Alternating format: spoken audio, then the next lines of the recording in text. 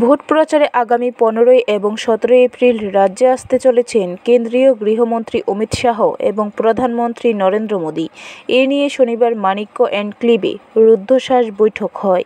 আয়োজিত এই দিনের বৈঠকে উপস্থিত ছিলেন মন্ত্রী টিঙ্কু রায়, তিপ্রামথা সুপ্রিমো প্রদ্যুৎ কিশোর দেববর্মন, প্রার্থী কৃতি সিং দেববর্মা, মন্ত্রী বিকাশ দেববর্মা, মন্ত্রী শুক্লাচরণ নোয়াতিয়া, তিপ্রামথা সভাপতি বিজয় রাঙ্খল। মন্ত্রী টিঙ্কু রায় বলেন, আগামী 15 এপ্রিল কুমারঘাটে আসবেন কেন্দ্রীয় গৃহমন্ত্রী অমিত শাহ।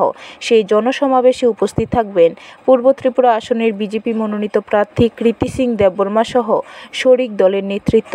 তাকে এদিন স্বাগত জানাতে গোটা ধলাই জেলার মানুষ উৎসাহিত। অপরদিকে 17 এপ্রিল রাজ্যে আসতে চলেছেন প্রধানমন্ত্রী নরেন্দ্র মোদী। দুজনের সফরের পর নির্বাচনের ফলাফলে ঐতিহাসিক জয় হবে মনোনীত দুই প্রার্থীর। বললেন একটু শুনেছেন আপনারা যে 15 তারিখে অমিত ভাই শাহ আসছেন কুমারঘাটে আমাদের পূর্ব আসনের ক্যাম্পেনিং। তো আমাদের ক্যান্ডিডেট থাকবেন এবং আমাদের অ্যালায়েন্স পার্টনার যারা তারাও থাকবেন মঞ্চে, এবং একটা বড় র্যালি হবে। অমিত ভাইকে শোনার জন্য পুরো উত্তর ঊনকোটি ধলাই জেলার মানুষ উৎসাহিত। তিনি যখনই ওই এলাকায় যান সফল র্যালি হয়। তো আমরা আশাবাদী বড় র্যালি হবে সেখানে। আর 17 তারিখে প্রধানমন্ত্রী আসছেন আস্তাবল ময়দানে, আপনারা জানেন।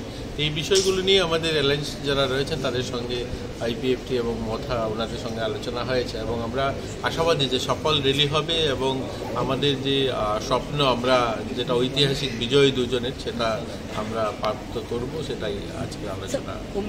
কেমন লুকটুক আসতে পারে? দেখুন, আমাদের অনুমান 30-35 হাজার কুমারঘাটের মাঠটা আমি বলবো না যে আস্তাবলের মতো ছোট মাঠ, খুব বড় মাঠ নয়, কিন্তু সেই মাঠে 20-22 হাজার লোক জমায়েত হয়। কিন্তু আমরা আশা 35-40 হাজার লোক হবে। আপনার কুমারঘাট যেভাবে ওনার নমিনেশন দেওয়ার দিন দেখেছেন জনপ্লাবন হয়েছে, ঠিক সেভাবেই হবে। পুরো কুমারঘাট প্যাক থাকবে আমরা বলতে পারি। আপনি তো বিভিন্ন বিধানসভা পরিদর্শন করছেন বা কথা বলছেন, কেমন সাড়া পাচ্ছেন? ব্যুরো রিপোর্ট, খবর ত্রিপুরা।